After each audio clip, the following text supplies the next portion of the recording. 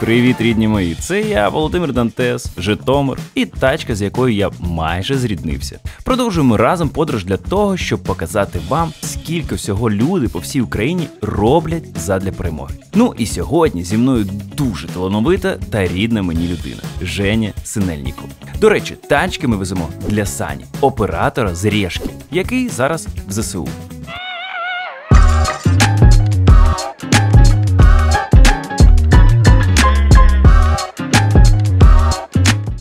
Четвертий день для мене, четвертий випуск і четвертий тиждень для вас. Я везу одну і ту саму тачку до свого адресанта. Але по дорозі трапляється безліч крутих штук, які ми не можемо пропустити. І сьогодні я буду це робити не один, а з новим гістем. Це людина, це тато українського світового тревелу. Женя Синельніков, привіт! Привіт!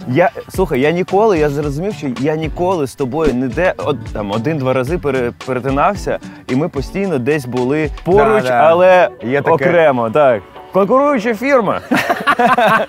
Слухай, ми ж сьогодні веземо тачку не просто для військового, якого ми не знаємо, але допомагаємо, а це ще місія для тебе дуже важлива. Особлива дуже. Кому ми веземо, нагадай? Розкажу вам, друзі, ми зараз з Вовою веземо тачку для одного з операторів Решки, який пішов в Азов і зараз боронить нашу країну і потребує цієї тачки. Так. Класний чувак. Сашка, він, мабуть, 2 або 3 роки відпрацював на Решці, дуже красиво знімає, дуже класно літає на коптері. Не знаю, чим займається зараз. Зараз дуже красиво знімаю. Зараз дуже красиво знімаю. Клас, крапка. І ти казав, що багато операторів теж прийшли. Ми знімали коли спешл в Омані, знімали з Гайдаром. З Гайдаром, Сашка. Так. Більш того, Сашка пішов з самого початку в ЗСУ, і він та людина, яка першим зайшов до мене до хати після деокупації. Тобто він мені ще прислав відео, каже, це не можна нікому показувати, але дивись, я вже біля твоєї хати, все добре, вікон нема, стелі нема, але… Все добре? Ну таке, рівень… Ти знаєш, коли він мені прислав це відео, в мене було таке натхнення, що, до цього було, пі***ць. Коли він це прислав мені, я думаю, все, пі***ць. Зміна пройшла. І це було дуже прикольно. Взагалі дуже багато решківців пішло до ЗСУ. На танку приїхав, на танку, заїхав до мене біля хати, став. Жека, дивись, де ми? Скоро будемо повертатися. Це було прям… Блін, це круто. Давай так, тоді йдемо в тачку, вона вже затюнінгована, в неї прилад нічного бачення. Ми зараз поїдемо ще одну штуку. Ми взяли гуманітарку для азовців. Зараз візьмемо ще одну штуку теж для Саші. І все це будемо робити разом, тож пішли! Гайда! Ой, я засадив ногу. Ви зрозуміли, сьогодні буде маса цікавих історій від Жені. А ще ми заїдемо з ним на натівську базу. В Бучу, до домівки Женіної родини, куди заходили окупанти. А вони мене впізнали і давай, а карточка існує, а оператори що живуть? Ізі токінг такий. Та до митців, які зробили із Жені пана президента. Але він і 5 секунд не витримав відповідальності. Женя знайшов собі друга. І врешті-решт віддамо машину Сані. Мене це дуже дивувало, там один позитив. На нулі, на розпалазі. Я бачив, яке було б круте кіно, наприклад. Ви зрозуміли. Буде надцікаво. Так, Жень, ми зараз йдемо на надсекретну територію. Це металобаза НАТО. Металобаза НАТО. Звучить. Звучить, тут вони реально працюють. О, чуєш? Відчинено, відкривай. Доброго дня. Доброго дня. Євген. Сергій. Приємно познайомитись. Сергій, приємно. Тепер оператор і режисер там. Я зрозумів.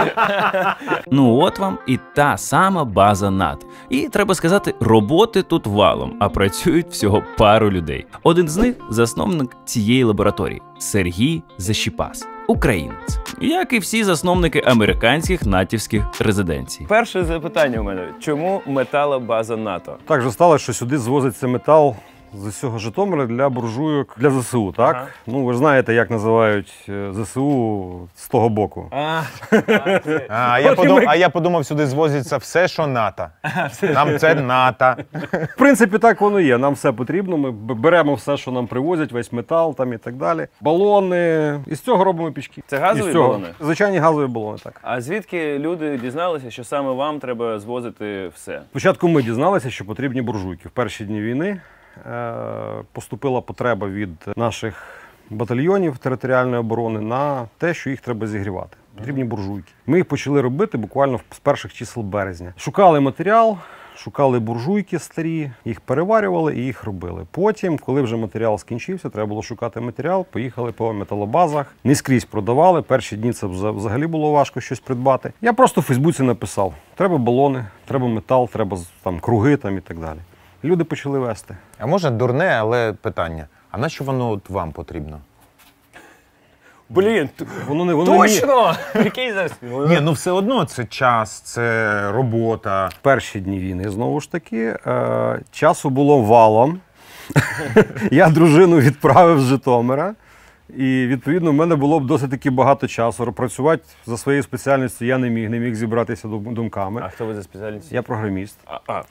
IT робить буржуйки, нормально. Відповідно, мені телефонує жіночка, каже, мені треба буржуйка. Я знайшов одну-дві буржуйки, потім знайшов буржуйки, які треба ремонтувати, почали ремонтувати. Потім знайшов людей, які почали мені в цьому допомагати.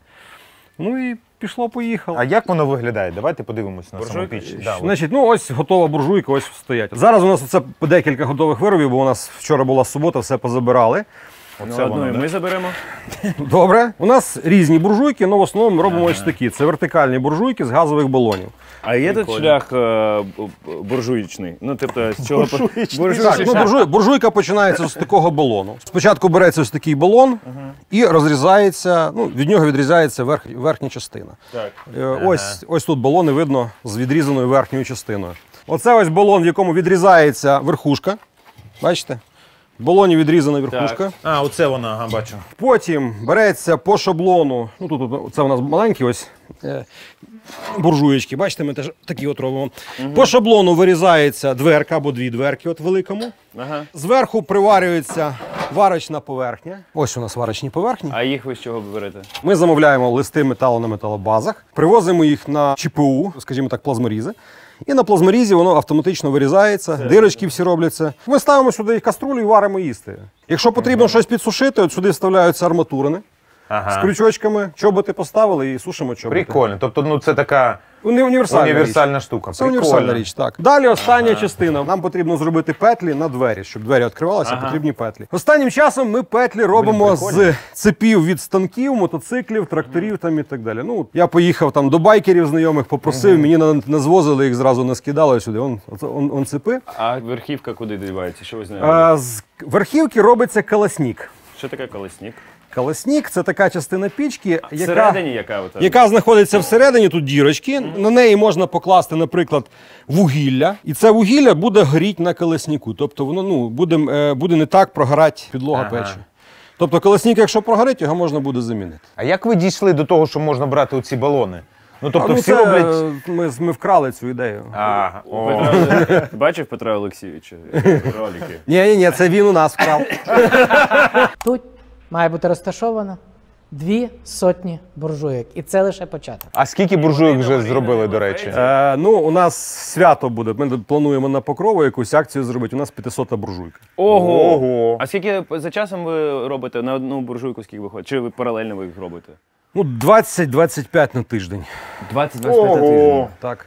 Непогано. А скільки людей тут у вас працює? Щоб Два майстри, я як постачальник. Плюс-мінус ще декілька людей, які допомагають щось дістати, там, інструменти там, і так далі. Круто, 25 буржуйок. Да, вони працюють майже 5 днів на тиждень. Бо у них ще своя робота є. Один телеоператор на нашому телебаченні.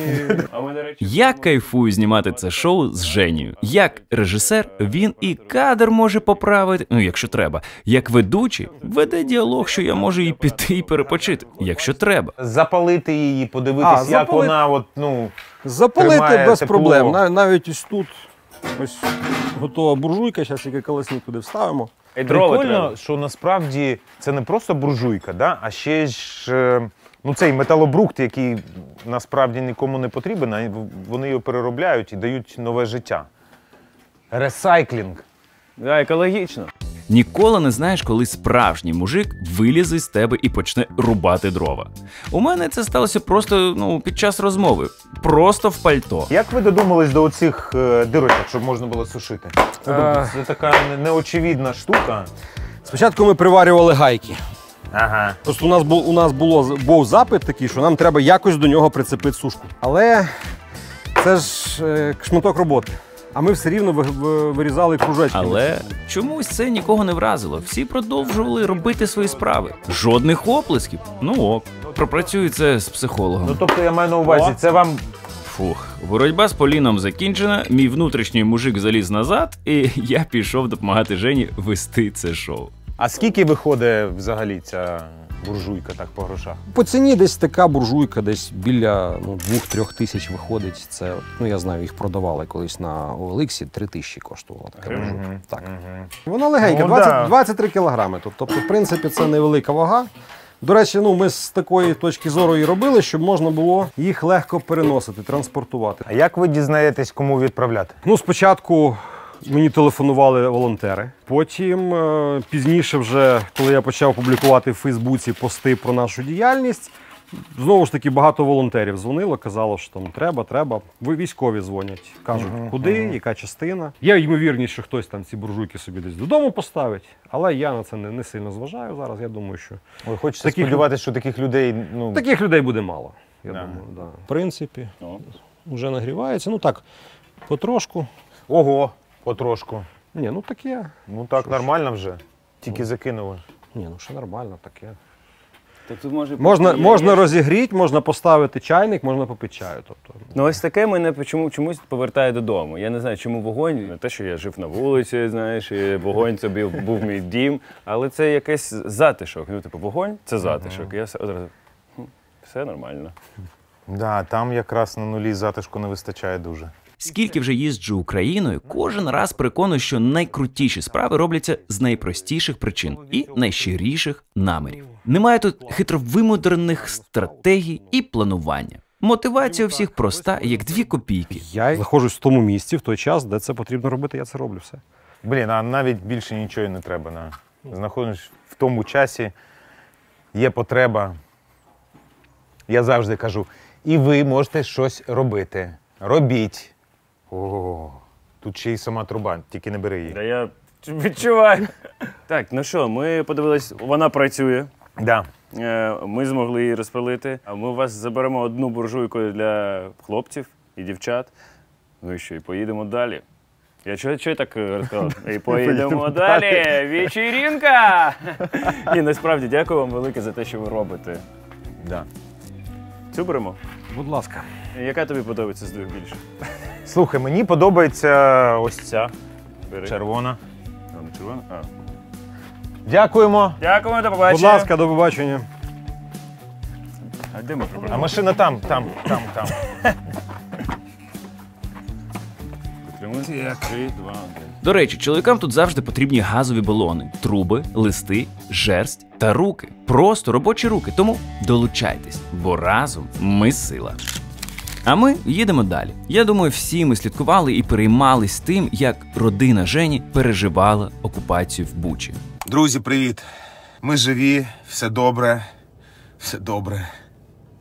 Все добре, наскільки це можливо, але ми всі живі, ми вирвались. Все, що вони пережили, досі не вкладається в голові. Але мені цікаво, як це все пропустив через себе вічний оптиміст та найжиттєрадісніша людина Женя. Жека, будемо з тобою розмовляти про все, але в тебе було і багато інтерв'ю виходило, то я буду намагатися, щоб не повторюватися, тому що можна буде подивитися все, що ти розповідав, ви про Діму, про Бучу. Ми, до речі, в Бучу їдемо до тебе. Все, що ти розповідав, все можна почути.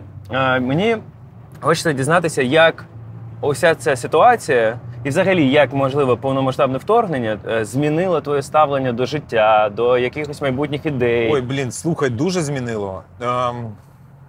Ти знаєш, коли це все відбулося, Там, по-перше, яка зміна була? Ти більше нічого не плануєш. В тебе плани там на годину. От зараз погодувати дітей і придумати там з дровами знайти все. Після того, як ми з окупації поїхали, отам почались зміни. По-перше, коли ми приїхали до друзів в Ужгород, і я побачив, як ресторани працюють, люди п'ють алкоголь.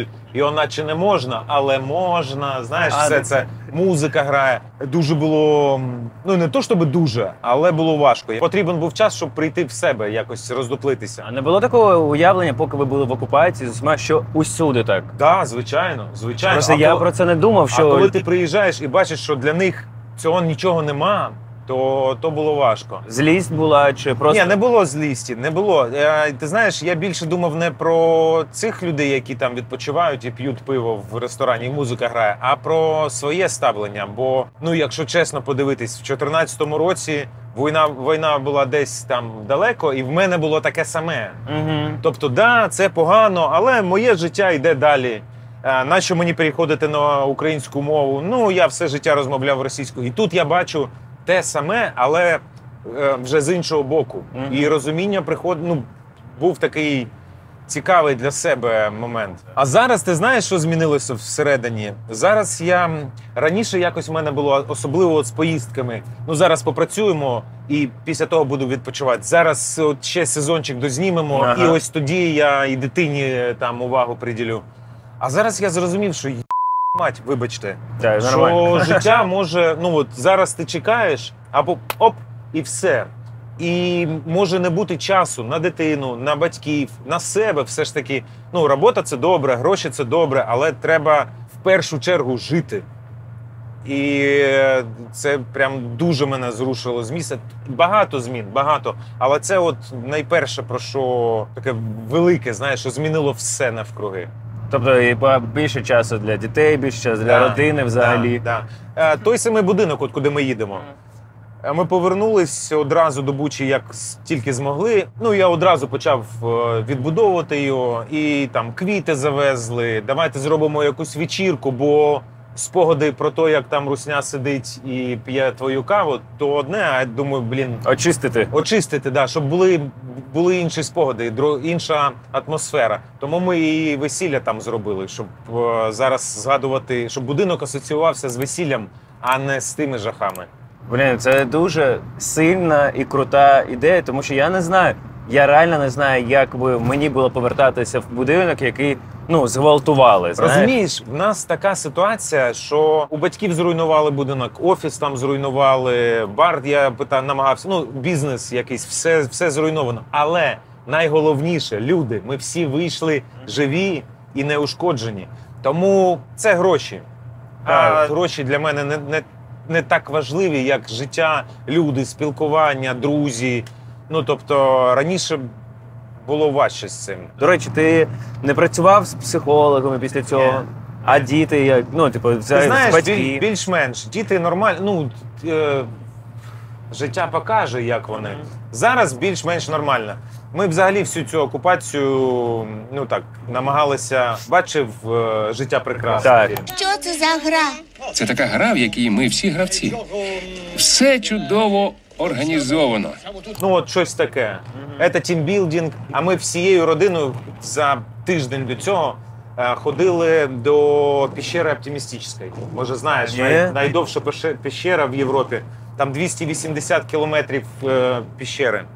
І вона така, справжня. Ти заходиш, тобі дають комбінезони, бо будеш весь брудний, дуже вузько.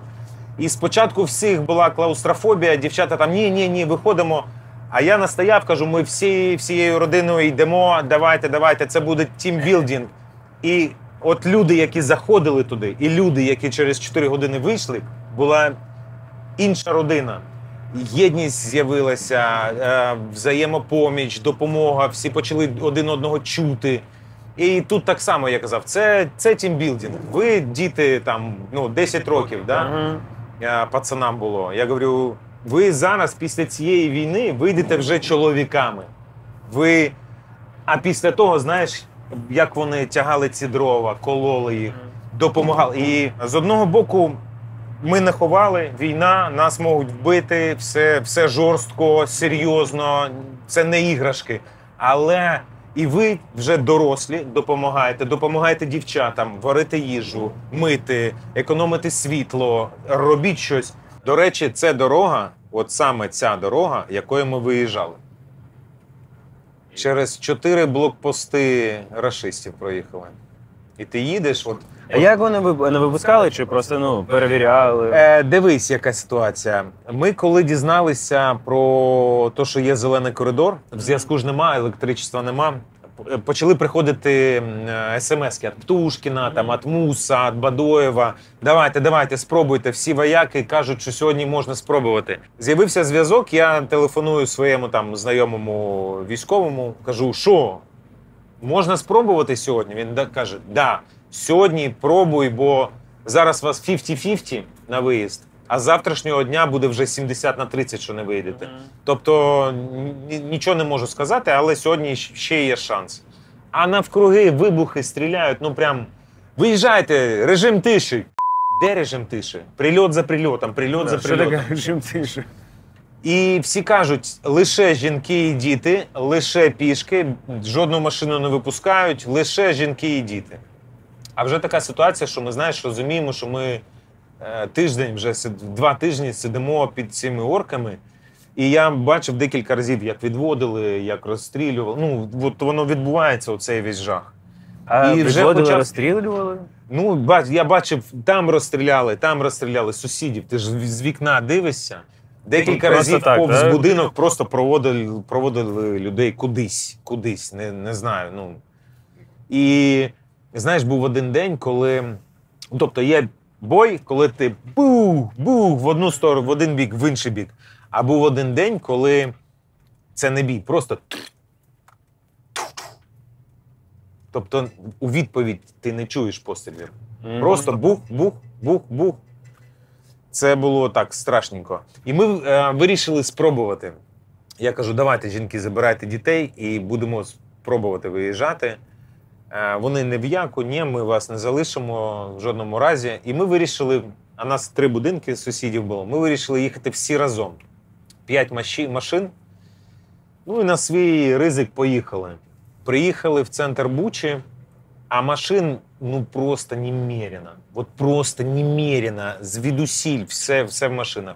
Ми стоїмо годину, 2 стоїмо, 3 стоїмо, їздять ці кацапи, зетки, ветки з кулеметами.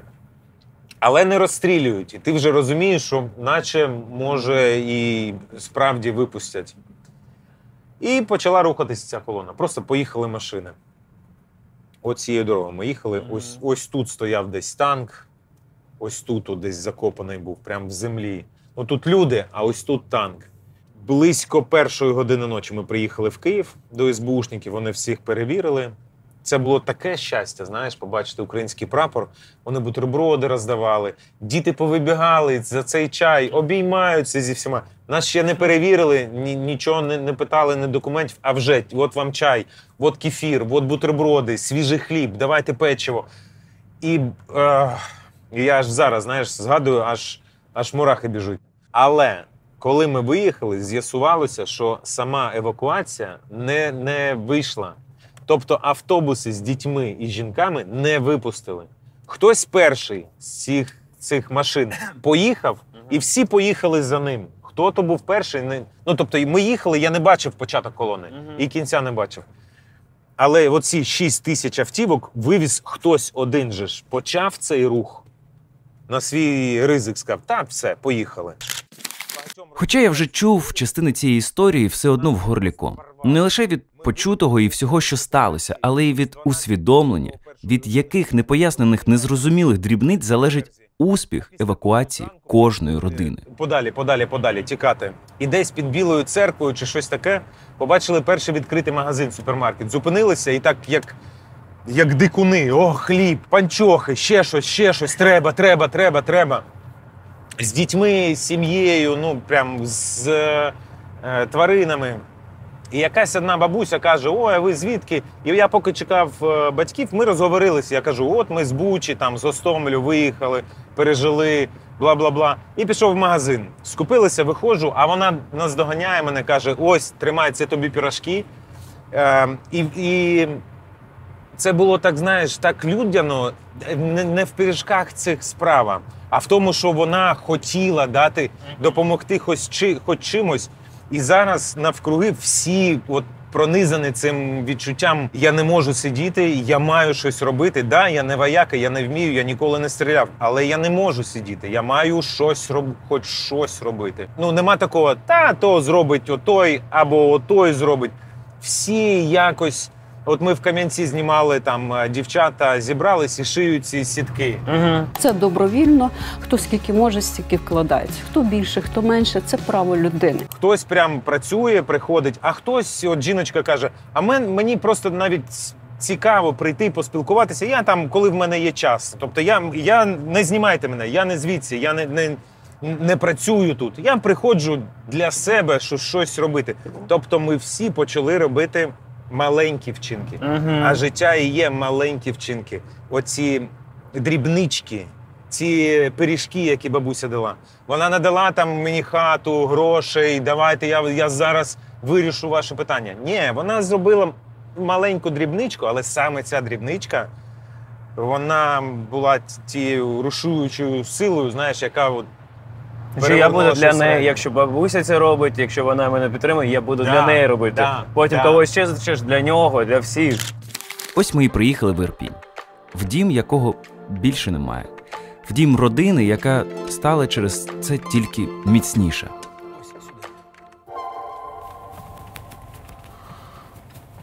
Ось і воно. Ну що, запрошую тебе в гості. Дякую. На жаль, каву не зроблю. А що, з проводкою щось? З русньою. О, ну диви. Що ти Є там диск знайшов? стоматологія. Можу подивитися, що з зубами було. Вітаміни. Блін, Женя, це просто мені подобається. Оце про те, що ми казали, захисна реакція. Захисна реакція, так. Вітаміни, диск, да. Немає кави чаю. нема. Ага. Пішли. Оце батьківська хата була. Яка лють, просто. Тут безпечно, все розміновано, вже перевірено. Ну, заходь. Стільця, Ага. посуд. Це кухня. Ну, я по посуду зрозумів. Да. Тут цікаво, диви. Оцей. Обережно, обережно. Оце був кам'яний стіл з каменю. Ось це, так? Ось ось це. це? Да. Каменя не залишилось. Тобто я не розумію, яка тут була температура, щоб воно все поплавилось. Блін. Да. Але як воно все тримається, диви. Скажу тобі чесно, тримається на саплях, бо приходила експертиза, це під знос. Його неможливо відбудувати. І я, знаєш, звідти потім хлопці покажуть такий краєвид. Пішли А потім зайдемо туди обов'язково. Пішли, не підіймайся. Це була така яскрава, жовта. Жовті сходи, яскраві, кайфові. На другий ще ми піднімемось, на третій, думаю, що вже буде дуже небезпечно. Тут спальні. Одна спальня, інша спальня. Боже, цей вид ось сюди, я в шоці. Я просто... Оце? Угу. Ти знаходишся всередині, це виглядає реально дуже жахливо. Я не знаю, як це не дуже жахливо. Це просто виглядає, я не знаю як. Нема такого. Є таке слово. Ти правий. Але ти всередині, і ти, не уявляєш зовні. А це тобі нагадує, що ти ось знаходишся ось тут. Да. А коли... Ти зазирни отак вулицю подивись. Ну, тобто це ж не одна хата, не тільки батьки. Тут всі були молоді, сім'ї.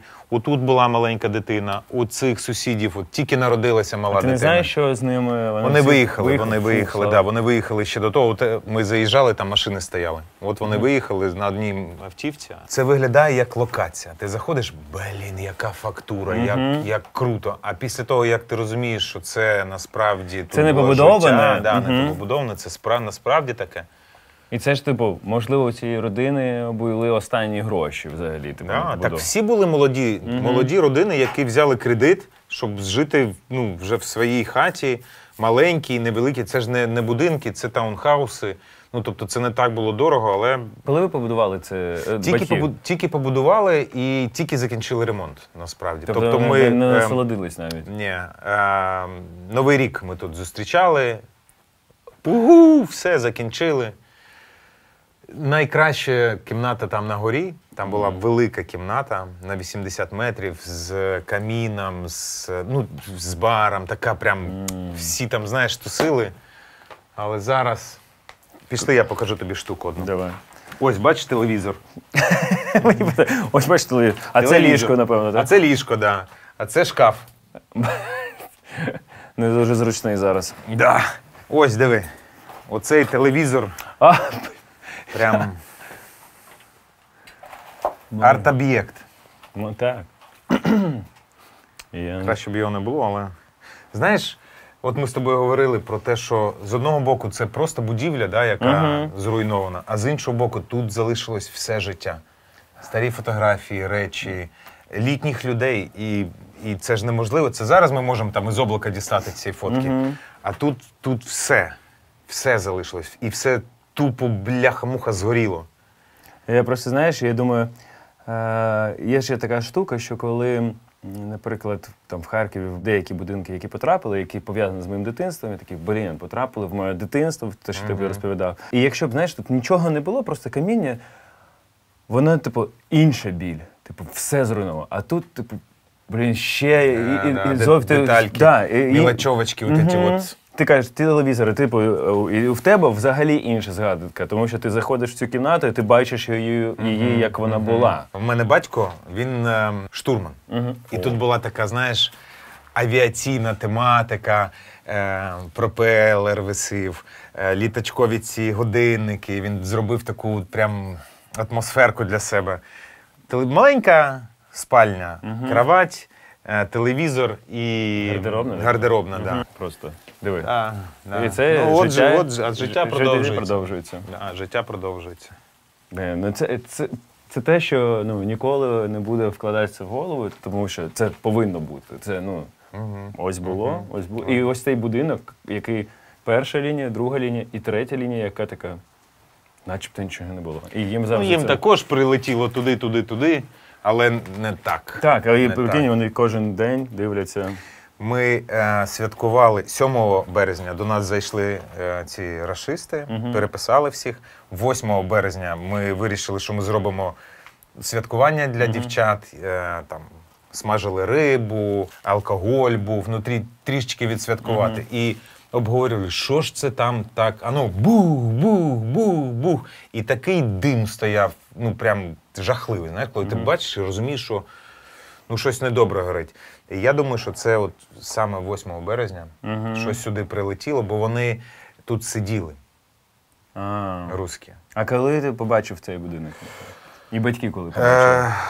Коли вже повернувся. Історія Жені дуже кінематографічна, бо думаю, що в житті такого не може бути, що таке відбувається тільки коли ти пишеш сценарій. Окупація, евакуація, розтрощений вщент батьківський будинок і російські солдати, які розгулювали Женіним домом і розпитували його, чи існує золота картка, ніби нічого не сталося, ніби вони не прийшли на чужу землю і в чужий дім зі зброєю. Мы приехали на учение, сейчас мы бандер ваших отодвинем и идите спокойно в Беларусь. Понимаешь? Да, там же кайф, лайк. Ви ж тут всі бідняшки так живете. О, дай оце. Всі ложки, всі ножі, всі тарілки. Брудну білизну в мене позабирали. Брудну я не буду врати, але от ношені труси всі ушли. Тому що це ж секонд-хенд. Добре, да, я розумію. Я розумію, там, плейстейшени, кархери, там, пилисоси, то, що дороге. Це я розумію. Але білизну, правда?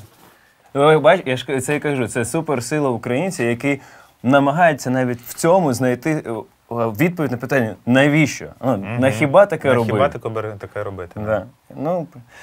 Добре, Жень. Ну, як не добре, а добре в плані, що поїхали відвозити вже автівку. Поїхали. А вона не має стояти, вона має працювати. Так, ми перед цим ще заїдемо в одне місце, а потім вже віддамо Саші. Я впевнений, десь там на Росії сидять люди, якщо їх можна так називати, і думають, а як так вийшло, що ми їх розбомбили, забрали дома, спокій, плани на життя, розлучили з дітьми, а вони такі, а ми будемо ще кращими, будемо ще більше любити свою країну, будемо ще ширше посміхатися. Що з приводу Укр-Ютуб проєкту? Ось ти ж його робив ще за рік до того, і ти був, знаєш, цим чуваком, який вірив в те, що україномовний Ютуб має все життя, а всі, ну просто я і багато інших людей думали, йоме, ну це треба робити, але маленькими шажочками, кроками, тому що треба і більше російського контенту, ну, російськомовного, щоб, типу, і перегляди, монетизація, і щоб тих, хто російськомовний, слухав українською. Ну, знаєш, типу, виправдання, які ми самі собі придумали. А ти робив цей Укр-Ютуб проект, і там було спочатку небагато переглядів, а ти постійно фігачив, і зараз це просто виросло нормальним таким нормальним каналом. Ми коли розпочинали, ну ми ж ще розпочинали перший тревел «Дома лучше», ще на каналі Орел і Решка. І він був російською мовою. Але вже проникнений такий, ну, бляха-муха, в нас є наша класна держава. Країна, в якій, ну, насправді дуже багато цікавих і величезна держава. Нам завжди казали, ви маленькі, от Росія большая, ви маленькі. Навивали цей комплекс меншовартості. І ми почали знімати «Дома лучше». І якось всередині ти вже, ну, ми розказуємо про Україну, але розказуємо іншою мовою. І якось всередині ми вирішили, давай спробуємо. Україномовного контенту небагато. Ця ніша, ну, вільна, да, можна так сказати. І завжди круто бути першим. Ну і ми вирішили, що там роки 3 ми попрацюємо от в такому форматі, а після того подивимось, чи буде в цьому сенс. І з першого ж випуску зрозуміли, що сенс є. Скажи, як ви берете гроші просто на такі проекти? Де ти обрав? Ми розпочинали за свої гроші. А після того нам дав USAID грант, підтримав. Але там, ну як тобі сказати, це не за гроші. Це не про гроші. Це зовсім не про гроші. Це більш якась соціальна відповідальність. Як і цей проект, і стартапи, все так само. Ми теж USAID, це, ну я думаю, ти так знаєш, тому що звісно. І це теж, ну, не про гроші, а про те, що, я роблю щось кайфово, я можу зробити більше, але не в цьому взагалі прикол. І ти знаєш, от я коли отримую там листи від людей, які пишуть, я приїхала в Тустань, і тут так круто, я вражена. І ти думаєш, йо-моє, ось раді чого ми і працюємо. Не в Париж вона поїхала, а вона поїхала подивитися свою країну. Величезну, різноманітну, в нас же ж регіон від регіону дуже відрізняються. А ми, цей комплекс меншовартості, його треба вибивати. Знову ж таки, я почав їздити Україною зі своїм сином і показувати йому. І бачу оці очі, коли, папа, а чого тут от ця будівля некрасива, а чого дороги нема? І він дивиться на якісь речі, які ще не ідеальні. Але все ж таки відчуває силу держави, відчуває, що ось тут прикольно, і тут прикольно. Після поїздки в Карпати він мені всі вуха там, папа, я хочу тут жити. І ти розумієш, що якщо цього не робити, наше наступне покоління буде думати так само, як ми колись думали. Що в нас маленька держава, нікому не потрібна, що це срань, що тут, поїхали в Єгипет, або в Болгарію. Люди їздять в Болгарію на Чорне море. Правда? Правда, бляха-муха? Не знаю, які місця є в нас. І тут така була штука, що теж, я з дитинства був в Криму, у мене там брат жив, дідусь жив, і я з 7 років там. І мені завжди було, я знав мінуси Крима всі. Але ці мінуси були не такі великі, щоб поїхати в Болгарію. Ну, для мене. Ну ні. Окей, але навіть в цьому сервісі можна знаходити якийсь кайф, історії. Слухай, ти приїжджаєш, наприклад, в Мексику, і тебе обслуговує в ресторані беззубий чувак брудними от з такими руками. Ти сидиш і думаєш, ай, колорит! Та. Приїжджаєш до нас і так, ну ні, це мені не треба. Так те саме, ти самий колорит. Меншу вартість, ти комусь пробачаєш, той, хто великий і десь далеко, а собі ти починаєш фігачити. А знаєш, в чому ще фішка? Це чому ми маємо робити такі з тобою проекти і з тобою так само. Бо ми робили тревел-шоу по світу. Так. І коли люди дивляться цю програму, вони дивляться очами операторів. Красиві, викадровані кадри. І всі думають, що Париж, ти приїжджаєш, а там романтика навкруги. А коли ти приїжджаєш і тут, ну вибачте, опустона півміста. І запах не передається через камеру. І всі так, точно? Ні, тут романтика. Тобто ми самі заклали те, що там все ідеально. А чи тут люди дивляться. В Барселоні з вулиці Ла Рамблас і прекрасної вулиці завертаєш, просто повертаєш, і там всі наркомани. І такі, ну норм, центр міста, ну норм. Ми теж є причасні до цього. Але ми виправляємося тим, що ми знімаємо. Я реально з цим стартапом проїздили, я був в шоці просто від українців, по-перше. Я завжди думаю і впевнений, що країну роблять люди. 100%. І вони роблять красиво навколо, і культуру, те, що вони вкладають, це нереально. І це по кроку вона дуже змінилася. І твій проєкт, який ти робив, і робиш досі, теж класно. Ти дивишся, я хочу туди поїхати. Ти знаєш, там 5 місць, про всі там Рожеве озеро, Венеція, під Одесою. І ти такий, я все в Україні бачив. Ні, ніфіга. Ніфіга. Слухай, я їжджу, мандрую 5-й рік Україною, і я досі знаходжу такі місця, що... от ви були в Коломиї. Так. Сподобалось? У нас з Женєю вийшла прям серйозно крута розмова. З роботою над колишніми помилками, роздумами про теперішнє. Залишилось обговорити творчі плани, виходить. Розкажи, що ти ще робиш зараз? Що ти робив після того, як ти приїхав в Ужгород, ти кажеш? Скільки ти там відпочивав, приходив до тями, поки щось не почати робити. І що ти робив саме? Тиждень ми там відпочили, я віддав сина колишній дружині, вона забрала його за кордон. І одразу почали знімати. В нас декілька проєктів. Перший – це з України або наші про переселенців, як країна приймає їх, які пільги є, як скористатися, що де добре, де не добре. Є країна героїв, дуже люблю цей проєкт. Це про людей, які роблять перемогу, але не військові. От то, що ти робиш. Тачки робиш, там, привозиш. Тобто от про таких людей, які працюють на перемогу. Тобто от ми знімали чувака в Києві, він ходить, збирає старі цигарки, от ці електронні, розбирає їх, робить павербанки на передок. Тобто якісь такі ініціативи, які надихають. Це як про донати. Що всі думали, що треба великі суми, а насправді маленькі. Маленькі, але багато. І зараз ми готуємо новий формат. На Укрютубі там виходить ще декілька форматів. Зараз ми готуємо взагалі новий формат тревелу. Дуже цікавий. Я вірю, що це буде прям бомба. А коли воно виходить? В січні. Суть в чому? Женя Філатов, манекен, їздить містами України, записує звуки, що відбувається, як звучить місто. Не як виглядає, а як звучить. Типу як думки мої тихі, побачив? Так, щось таке. І з цього робить музику. Тобто ми будемо робити справжній альбом. Львів звучить так, ось музика Львова. І він це поєднує звуки і додає їх до музики, який... Не додає, а саме з цих звуків робить музику.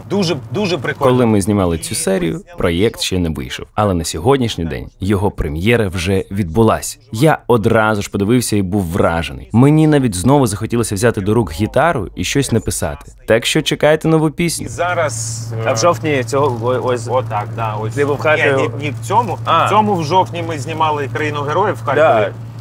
От на наступному тижні вийде перший ефір, а після того буде ще одна серія. Слухай, Харків мене вразив так. Місто, яке обстрілюють жорстко, місто, в якому ти спочатку чуєш приліт, а після того сирену, тобто бух-бух-бух, а воно вже прилетіло. І при цьому там така сила є, вони всі посміхаються, вони продовжують жити, вони прибирають, квіти висаджують. Ну, мене дуже вразило. Про Харків я можу говорити вічно, ви ж мене знаєте. Але ми вже приїхали і настав час трохи провалитися в інший світ. Світ, в якому відбувається справжнє мистецтво. Світ, в якому люди просто живуть тим, що роблять. І всі інші, насправді, зайві. Але не показати таке вам я не міг. Тож ми приїхали на студію до художників по гриму Олега Цьось та Альбіни Сафонової, які виробляють дуже натуралістичні маски для кіно. Ну самі подивіться. Вітаю, я Вова. Доброго дня. Привіт, я Олег. Привіт, Євген. Альбіна. Привіт. Я Альбіна. Ну круто. Блін, у вас стільки людей тут стоїть, і вони всі як живі. Боже. Ну так, це такі скульптури. Пане Володимир. Блін, точно. А можна спробувати? Можна? Да. Спробувати? Можна? Я готовий. Яку би ще маску обрав Женя? Звісно, президенти. Який час, такі герої. Повністю підтримую вибір. Закрий очі, а я тобі зараз допоможу. Вов, ти єдиний, хто зміг об'єднати. Боже, це дуже стрьомно. Да, це є, якщо обличчя не співпадає, в тебе таке овальне і довге обличчя, і ти смішний дуже. Да? Давайте ми не будемо прикалуватись з цього чувака вже аж так сильно. Ні, я не справжній Зеленський. Прикольно. А ну отак чуть-чуть нижче. О, так. Оце. Більш отак тільки. Женя, дуже схоже. Я не знаю, як таке можна створювати руками. Ну, і в мене з'явилася ідея, як подвоїти гонорари гастролів. Тільки це... Блін, дуже круто. Там Женя знайшов собі друга. Ну, просто він до такої, він, прям справжня людина стоїть. Тут, це ж не маска. Слухайте, а як жити? Це нереально. Це У нереально круто. Альбіни виникла ідея, давай зробимо Мазепу такого, якого ми собі його уявляємо. От наш Мазепа отакий. І от оце ми взяли і зробили. Це ніяким не замовлення. Просто ти любу роботу, частинку чогось бачиш, ти одразу згадуєш весь процес технологічний, що був зв'язаний іменно з цією там... Психологічні, Да. до речі. Ці маски з відчуттям з таким найкращий час цієї людини. Ну, відчути найкращий час особистості це в погляді її. Тобто очі, коли... От, основне зробити очі і все, більше нічого не треба. А з чого очі робляться? З всяких матеріалів. Я приблизно таку відповідь і чекав. Я просто був от в музеї Мадам Тюссо, чи як її там звуть, ці воскові фігури. Ну це не то. Ти бачиш, що це не справжнє. А тут підходиш, шкіра, волосся, ну прям дуже, дуже схоже на реальну людину. Я був там один раз, але я не сильно там був. Вразився. Да. Не сильно був. Я був в Амстердамі, але не сильно пам'ятаю, де саме я був. Ну тому що так само з Амстердамом. Коротше, якщо ви будете це робити, я буду першим клієнтом, хто прийде до вас в гості. Добре, ми запросимо. Да, це тому, що все, що тут є, ну я б такі маски і купив би собі. Просто знаєш, купити, щоб ходити там на Хеллоуін чи кудись. Да, це дуже круто було. Прикинь, нашим військовим всі Морган Фрімен, просто прикинь, лягають, на нас вчора напало НАТО, Моргани Фрімени, всі 100 Морганів Фріменів. І типу просто вони реально, щоб думали, що це Морган, вони ж реально іноді вірять в таку штуку, прикинь, 100 Морганів Фріменів просто ідуть. Зачистили Ліман, потім били Херсон, 1000 Зеленських. Ну це було б прям просто як прикол тягнути смішно, але це все приколи. Особливо, коли ти вдіваєш як маску, ти сразу, вона на тебе одразу влияє. От правда, як тільки ти вже загримірований повністю, ти вже рухаєшся так, як чогось воно само та походка починає.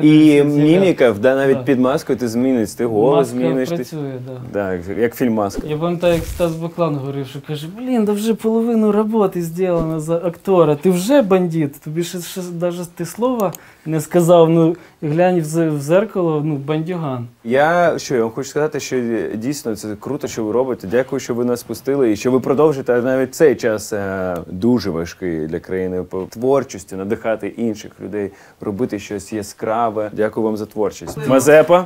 Ну давай, ти їжджай, а я ще пороздивляюся. Ну давай.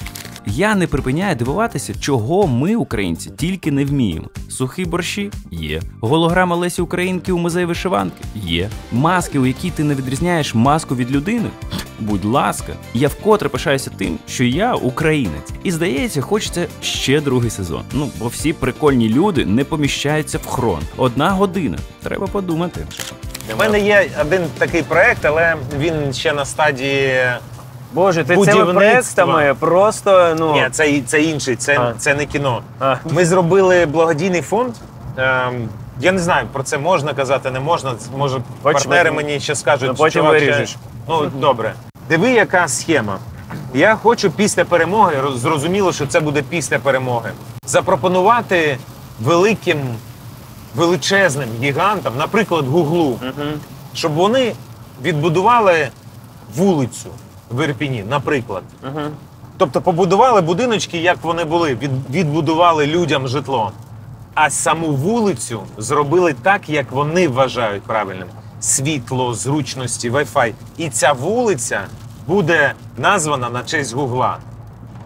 Ну, от зараз ми такий тестовий варіант є в нас в Гостомелі, ми там намагаємось його зробити. Міська рада каже, робіть, ми зробимо вулицю Гугла, ну, або Ікея. Але що таке для Гугла, ну, $2 мільйони? Уяви собі, що, наприклад, Заха Хадід робить школу в Гостомелі, але робить так, щоб це її реклама. Вони рекламуються з точки зору, ми допомагаємо відбудувати Гостомель або Бучу. Але робить це так, щоб всі приїжджали і казали, йо-моє, круто. Від міськради ми беремо місце, дозволи, яке воно має бути. Від спонсорів беремо гроші і будуємо. Тобто навіть не гроші, дайте, просто нам цеглу дайте. І я впевнений, що це можливо зробити, але зробити вже на рівні. Щоб це не була, знову ж таки, звичайна сільська школа. Пускай нова, пускай відбудована, добра, тепла, з пластиковими вікнами. Я хочу, щоб ми відбудовувались вже на рівень вище. З культурою, на 2 рівні так, вище. щоб діти, які ходили, вони бачили красу навколо себе і жили в красі. Я думаю, що це надважливо, щоб зростало майбутнє покоління в красі. Це як в Чернівцях, знаєш, я коли побачив цей університет, про який всі кажуть, я кажу, блін, я хочу тут навчатися, я не знаю, які тут вчителі, що тут, але ну, сюди хочеться приходити. Хочеться сюди йти і сидіти на траві і писати якісь там есе. І це дуже важливо, краса важлива. А ти знаєш про цей університет, що там на той час був новітній кондиціонер? Якщо пам'ятаєш, коли заходиш, так. Отак ідуть пішохідні доріжки, по центру каміння. Так. Під цим камінням вода спеціально виведена, і там завжди вологіше і прохолодніше. Коли літо, то це каміння знизу вологе, і від того легше стає. І таких прикольних штук в Україні дуже багато, про які ніхто не знає, а зря. І ось про це треба думати вже. Вже треба замислюватись, як це робити, щоб Україна стала світовим надбанням, прикладом. Да. Вони все одно всі, мені здається, після перемоги в нас буде туристичний бум. Весь світ поїде дивитися, хто такі українці, за що вони там боролися, що взагалі таке Україна.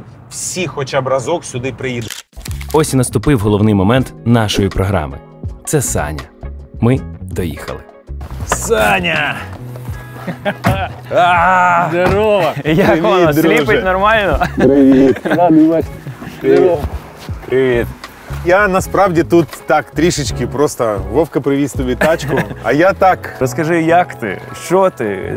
Скільки ти вже в Азові? Півроку вже. І чому ти пішов? Що було всередині? Всіх своїх рідних, коли все почалось, одразу відправив у безпеку, це за кордон, в Польщу. І потім не міг знайти собі місце.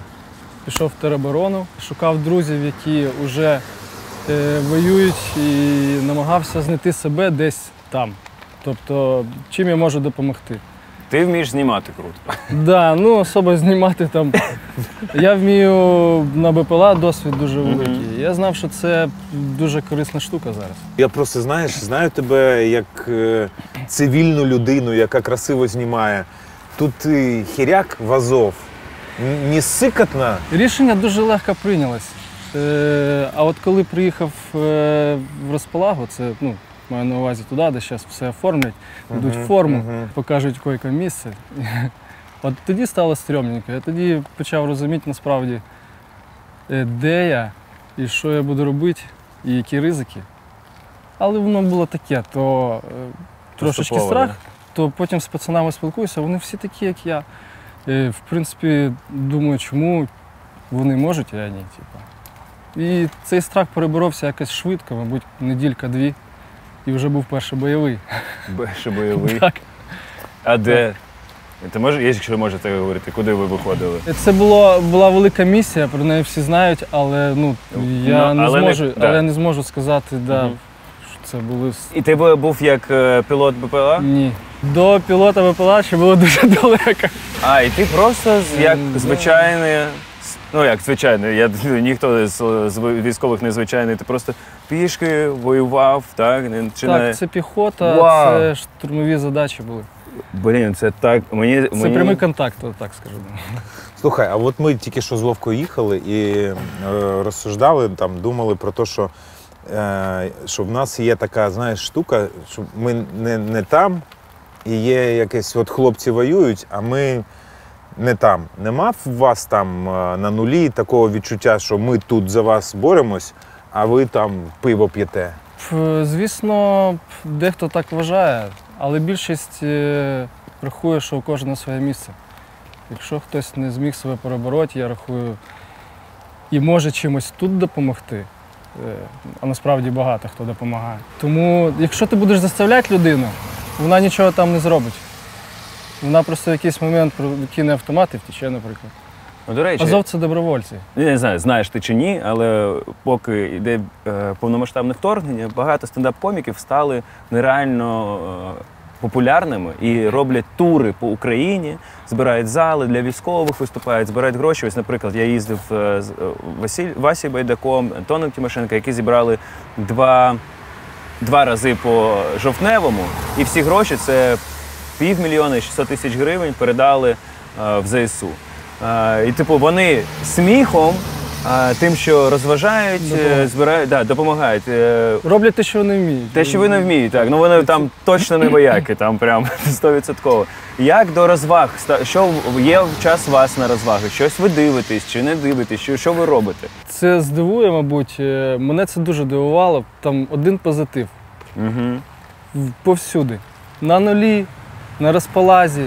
Як би не було, там холодно, мокро. Хлопці дуже позитивні там. І взагалі я зі своєї сторони бачив всі дуже круті, всі такі різні. Я бачив, яке було б круте кіно, наприклад. Кожного хотілося б знати більше. Слухай, я не знаю, чи це коректне чи некоректне запитання, ти можеш мені одразу сказати, що я не буду відповідати, але ти казав про прямий контакт. Як мені, цивільній людині, що це таке, я знаю, що таке прямий контакт, але як це іти і прям вбивати іншого, коли ти ніколи цього не робив. На навчаннях ти... Ти ж нікого до цього не робив? Чи там в Гватемалі ти щось робив? Я пару шотів робив камерою, звісно. Фото-охота. Було маленьке навчання, і наш головне відділення розповідав, як ми маємо там стояти, як це цеп'ю, І була фразочка, він каже, коли почув свист пулі десь, ну, типу, зразу зменшує силует і, ну, типу, ти там розповідаєш, що робити, треба розуміти. І я думаю, що таке свист кулі? Ну, колись це відчую. І от те, що ти питаєш, коли це прямий контакт, буває таке, що свистить дуже близько. І от тоді ти одразу декілька моментів життя, там фу-фу-фу у тебе в голові, ти розумієш, що тобі зараз повезло. Тобі зараз дуже повезло. От. І це стрьомно. І де от знайти сили, щоб встати і піти далі? Не так, що ти ліг, воно ж свистить, і все, і закрити. Ти ж йдеш далі? Ні, ну коли ти почув свист, не треба вставати і йти далі. Треба зрозуміти, звідки, що. По-перше, треба максимум зменшити силует, якщо це окоп, дерево, зрозуміти звідки. А далі командир на це є. Командир дає задачі, ти маєш розуміти, хто де зараз. У нас є стратегія, зрозуміло, як це робити, штурм. Кожен знає своє місце. Ти просто не встанеш і підеш. Ну все одно, де ж ти маєш знайти ці сили? Ну, типу, командир каже, йдемо, робимо те. Ну, я не знаю, мені здається, би ліг там, мама, забери мене додому. Тобі здається. Не шукаєш сили.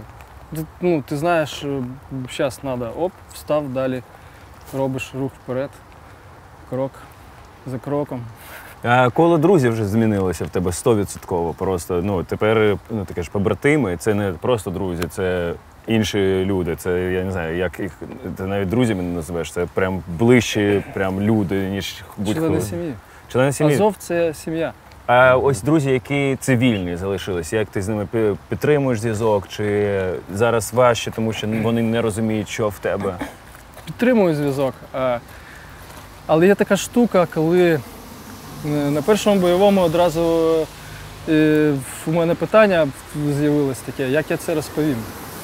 Ну, не дуже хочеться це розповідати і про це говорити, тому може друзі образяться там. Більше за цього я так рідко виходжу на зв'язок. Тому що це хочеться типу залишити там, так? І в цивільне, в мирне життя не... Слухай, як от ти зараз, от ми в Києві зустрічаємося, як воно відчуття від більш-менш мирного міста, де люди ходять, діти, там музика грає, кабріолети їздять? Що по відчуттям, от коли ти приїжджаєш в Київ? Важко. Адаптація була день-два, може, перший раз. І ти трошечки не розумієш, як, зовсім близько так, а тут так. Ну ти ж не об'ясниш нікому. Я знаю, що я буду зараз цинічною сукою, я зараз візьму на себе удар і покажу тобі, що ми тобі привезли, щоб ми тебе збили з цього. Це не просто машина, чувак, це просто лютий кайф. По-перше, ми встановили в Івано-Франківську на неї прилад нічного бачення. Клас. Це ти грав в Need for Speed колись? Звісно. Ні, зачекай. Пішли. Ми приїхали з буржуйкою. Ні, тут багато.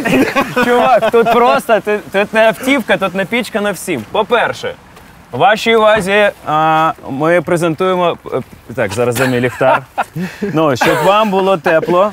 Буржуйка! Вона не на дровах працює, ні? На дровах.